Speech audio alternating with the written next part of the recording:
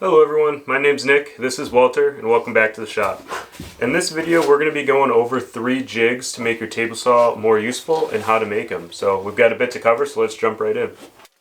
First up is a miter sled, used to make very accurate crosscuts with a table saw. I built mine out of two 2-foot by 4-foot pieces of 3/4 inch plywood. The first thing I did was lay out and attach the plastic miter runner. I was pretty unhappy with the runner and ended up changing it out for a hardwood one later, which is working a lot better.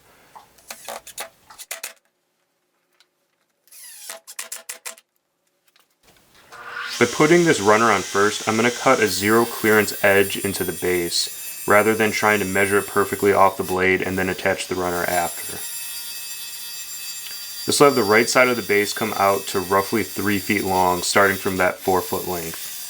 Next, I'm ripping down the other pieces of plywood into 2 3-inch strips. This will become the fence combined into an L-shaped kind of bracket with some support pieces added later.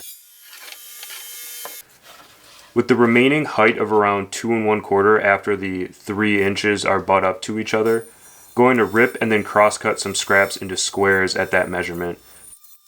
Then mark a diagonal and cut them in half on the bandsaw so I end up with triangular pieces to support the fence with. For the assembly, I mounted one of the 3-inch strips into the vise and then clamped the other down to it.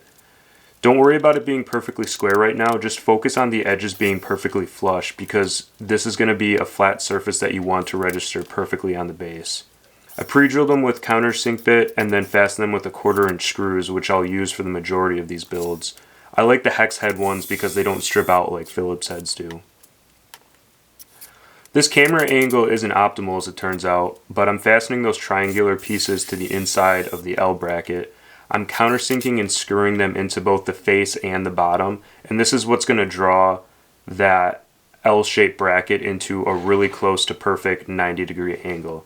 Being exactly perpendicular to the base isn't the most important thing as long as it's even the entire way. Next, I'm making a small piece to go on the other side of the blade. This is going to help support the workpiece when it gets cut most of the way through so it doesn't drop off and then you have some poor quality cut on that side. And again, I used this plastic miter to begin with, but I switched out to a hardwood one afterwards. I added a 1/4 inch spacer strip of plywood to the bottom of the fence for 2 reasons. One, so that the fence would not cause friction on the other side of the base. I want the fence to fasten to the 3-foot long piece and ride freely over the supporting side on the left side. And then 2, so that the dust will not collect at the base of the fence and then screw up the workpiece from registering onto that fence at all. This way, any dust can slide underneath the fence a little bit and then get cleaned out later.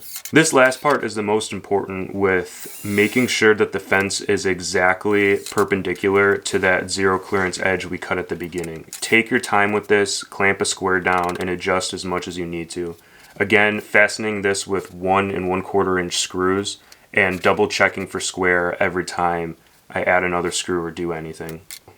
If you're enjoying this video, I'd welcome you to like and subscribe to the channel, as well as follow Walter and I on Instagram at NW Builds, where you can see what's going on in more real time and get more adorable pictures of Walter.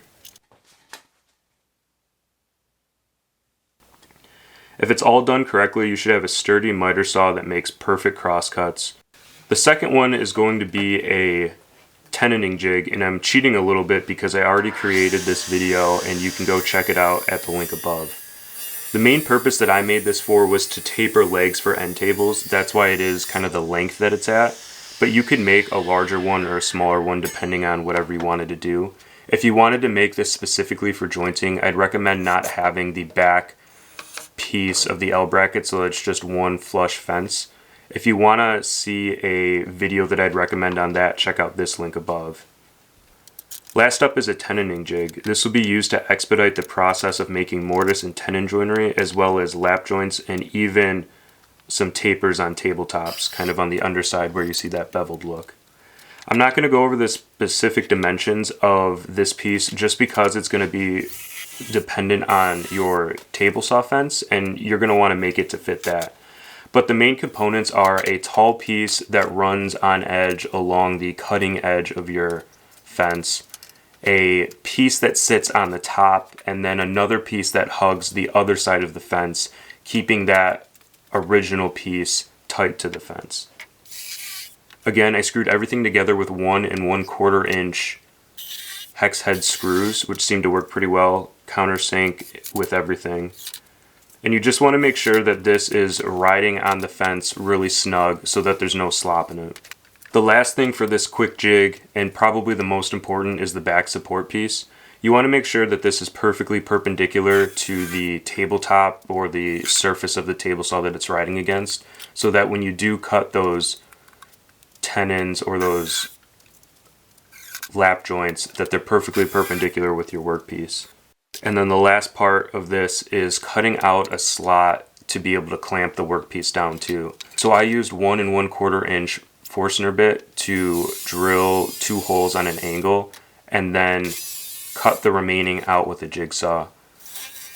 I made this angle because I think that it's going to be helpful as you use different size pieces, so the bottom is closer and the top is further away from the back fence. And my theory here is that the deeper the piece that you're cutting, probably the taller it is too, whereas if you're cutting a smaller piece, it may be thinner as well. After you've used the tenoning jig to cut the piece on the table saw, you can either slide the fence over and take more bites out of the same thing, or you can use a chisel to chop out the remaining area.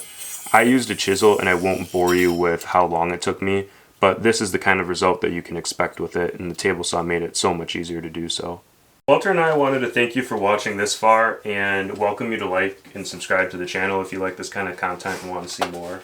Again, welcome you to follow us on Instagram, also at NW Builds, and see more adorable pictures of this guy, more projects, and the new workshop build.